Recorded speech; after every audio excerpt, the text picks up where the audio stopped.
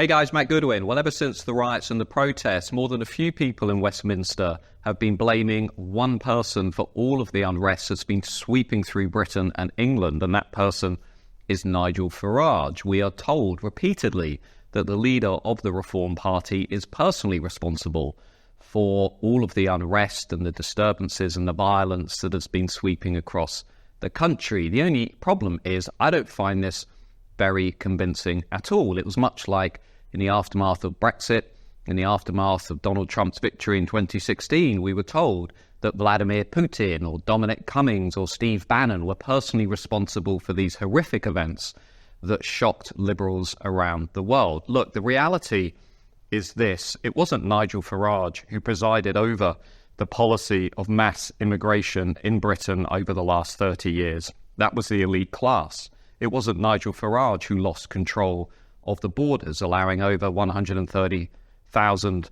illegal migrants into the country. That was the elite class. And it wasn't Nigel Farage who ushered in a disastrous policy of hyper-globalization that has left our economy too dependent upon financial services, too dependent on London, too dependent upon the university class, too dependent upon deregulating key sectors of the economy like banking and finance.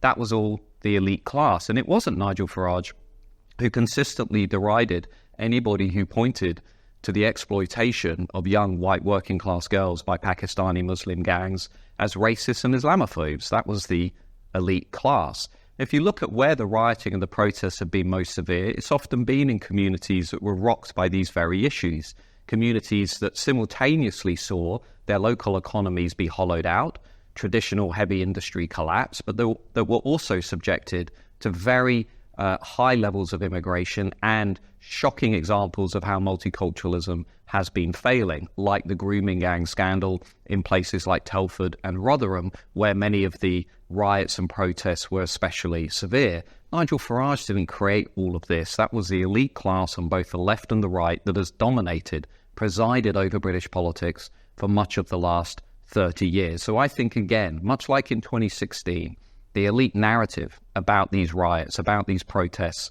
is fundamentally at odds with the reality of what's happening on the ground.